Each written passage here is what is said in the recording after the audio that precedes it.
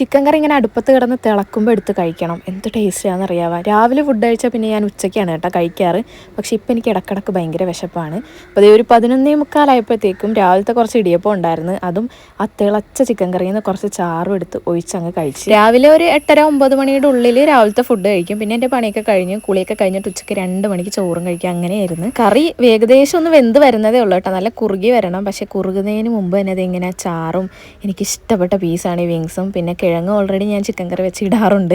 അതും 2 കഷ്ണം എടുത്ത് ചിക്കൻ വാങ്ങിച്ചതുകൊണ്ട് തന്നെ ഉച്ചക്കത്തേക്ക് നെയ്ച്ചോറാക്കാമെന്ന് വിചാരിച്ചു. അപ്പോൾ ഉമ്മ ചോറ് വെക്കാനുള്ള പരിപാടിയൊക്കെ നോക്കുവാണ്. ഞാൻ എപ്പോൾ നെയ്ച്ചോറ് വെച്ചാൽ അത് ശരിയാവാറില്ല കേട്ടോ.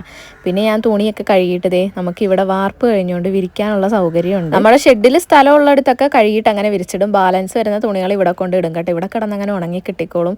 ഇങ്ങനെ ഒരു സൗകര്യം ഉള്ളത് ഭയങ്കര ഒരു ഹെൽപ്പാണ്. അങ്ങനെ ഞാൻ ദേ വന്ന് കുളിച്ച് എൻ്റെ സ്കിൻ കെയറിലോട്ട് കിടന്ന് എനിക്ക് ഏറ്റവും മടിയുള്ള കാര്യമായിരുന്നു ഈ സ്കിൻ കെയർ ചെയ്യുന്നത്. ഇപ്പം ഞാൻ കുറച്ച് പ്രൊഡക്ട്സ് ഒക്കെ വാങ്ങിച്ചിട്ട് അതിങ്ങനെ യൂസ് ചെയ്തുകൊണ്ടിരിക്കുകയാണ്.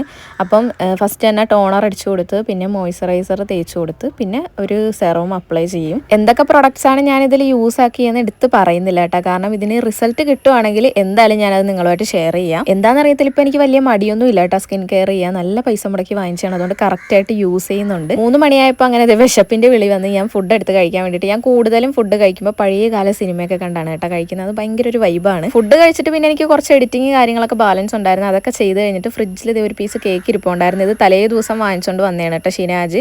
അപ്പോൾ എനിക്ക് ഇന്നായിരുന്നു കഴിക്കാനുള്ള ഒരു മൂഡുണ്ടായിരുന്നത്. പൂച്ച എന്നെ നോക്കിയിരിക്കുമായിരുന്നു. പൂച്ചക്ക് കൊടുത്തപ്പം ഒരു പുച്ഛഭാവം. പിന്നെ ഞാൻ കൊടുക്കാൻ നിന്നില്ല, ഞാൻ തന്നെ അത് തിന്ന്. പിന്നെ ഈ ഒരു വീഡിയോ ഞാൻ തലേ ദിവസം എടുത്ത് വെച്ചായിരുന്നു കേട്ടോ. എൻ്റെ സാധനങ്ങൾ റൂമിൽ വെക്കാനുള്ള ഒരു സ്പേസ് ഇല്ലാത്തതുകൊണ്ട് അവിടെ ഇവിടെ അലിച്ച് വാരിയിട്ടിരിക്കുകയായിരുന്നു. അപ്പോൾ ഞാൻ ഒരു ഡ്രോയർ വാങ്ങിച്ചായിരുന്നു. ഇതുവരെ എനിക്കിതെല്ലാം കൂടെ പറക്കി അതിലോട്ട് വെക്കാനുള്ള ഒരു സമയം കിട്ടിയിട്ടില്ലായിരുന്നു.